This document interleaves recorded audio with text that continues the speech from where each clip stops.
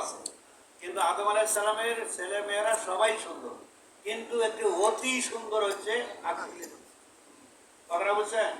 আকলিমা হচ্ছে অতি সুন্দরী, এটা আল্লাহর বিশেষ ব্যবস্থা। এখন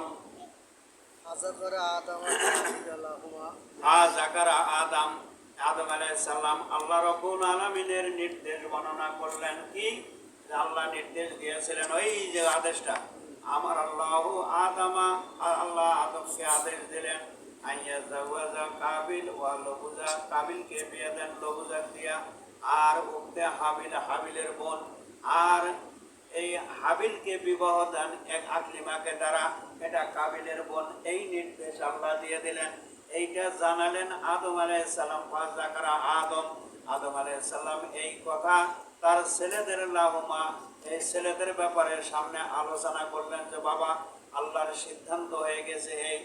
আর হাবিল এই কথা শোনার সঙ্গে সঙ্গে হাবিল রাজি হয়ে গেলেন, হাবিল রাজি হয়ে গেলেন। হাবিলের ভাগে বলতেছে আকলিমা। এখন ওয়া সাকাতা কাবিল, কাবিল গোসা হয়ে গেলেন, এই সিদ্ধান্ত আমি মানতে পারি না। পালা এবার হাবিল উক্তি করলেন পিতার কাছে, হিয়া উক্তি, সে তো আমার বোন, আনা আহাক্কু বিহা, আমি তাকে বিবাহ করার ব্যাপারে অধিক হকদার, আমি অধিক হকদার বিবাহ করার ব্যাপারে। এইটা আমি মানতে পারতেছি না, এটা এটা আমি কোনো ক্রমে মানতে পারি, আমি অধিক হকদার। নাহানু আওলাদু মিনাল জান্নাতে, আর আমরা তো জান্নাতের সন্তান, ওই যে জান্নাতে গর্ভবতী হয়ে দুনিয়াতে আসে প্রসব করেছিলেন, আমরা তো জান্নাতের সন্তান। হুমা মিন আওলাদিল আরদে, আর ওরা দুইজন তো হচ্ছে জমিনের সন্তান, তাহলে আমাদের মর্যাদাও তো আলাদা, আমাদের মর্যাদাও আলাদা। এই কথাগুলো বলেছিলেন কাবিল পিতার বিরুদ্ধে। ফাকানা আবু হুয়া আদম, তার পিতা আদম আলাইহিস সালাম বললেন না, ইন্নাহা লা তাহিল্লু লাকা লাকা, তার ছেলেকে বললেন আমার প্রিয় সন্তান, এইটা তোমার জন্য হালাল নয়, স্বয়ং আল্লাহ রাব্বুল আলামিন নির্দেশ দিয়েছেন। আবার সে অস্বীকার করলেন, সে মানি না, এই যে অস্বীকার মানি না, এই যে শুরু পিতার কথা অস্বীকার মানি না, আবার অস্বীকার করলেন। তার পিতার আদেশকে মান্য করার ব্যাপারে, কবুল করার ব্যাপারে অস্বীকার করে গেলেন, এটা মানি না।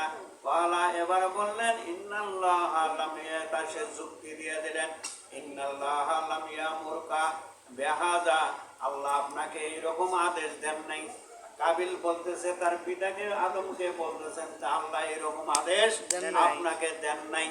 আচ্ছা, ইন্নামা হুয়া মিন রাইকা, আর যা বলতেছেন এটা তো আপনার নিজের মন গড়া কথা, আপনার নিজের কথা, এই আদেশ তো আল্লাহ দিতে পারে না, কারণ আমরা জান্নাতের সন্তান আর ওরা দুনিয়ার সন্তান। যেমন আজাজিল বলছিল আনা নারুন ওয়া তুরাবুন, আল্লাহ আমি তো সিজদা করতে পারি না, আমি হলো আগুনের আর ও হলো মাটির, ও মাটির। আল্লাহ বললেন যে আমি যে আদেশ করলাম, আমি তোমাকেও বানাইছি ওকেও বানাইছি, তাহলে না আল্লাহ এটা আমি মানি না, এটা আমার আপত্তি। একই আপত্তি করতেছে না, এই যে আল্লাহর আদেশ, তখন কাবিল বলতেছে না না না এটা আমি মানতে পারি, এটা আপনার রায় যুক্তি। আচ্ছা, ফাকাল আল্লাহুমা আদম, আদম আলাইহিস সালাম তাদেরকে বললেন, তাহলে ঠিক আছে, যদি তোমরা যদি নাই মানো তাহলে একটা সিদ্ধান্ত নাও, কাররাবা কুররাবা লিল্লাহি কুরবানান, তাহলে দুই ভাইয়ে কোরবানি করো, দুই ভাই কোরবানি করো বা কোরবানি করো। বা আইয়ুকুমা তাকাব্বাল কুরবানাহু ফাহুয়া আহাক্কু বিহা, তাহলে এখানে উত্তর দিয়ে দিলেন যার কোরবানি কবুল হবে সেই আকলিমাকে বিবাহ করবে, যার কোরবানি কবুল হবে সেই আকলিমাকে বিবাহ করবে, এটা আদম আলাইহিস সালাম বলে দিলেন। এই কথা শোনার পর কানাত কোরা কোরবা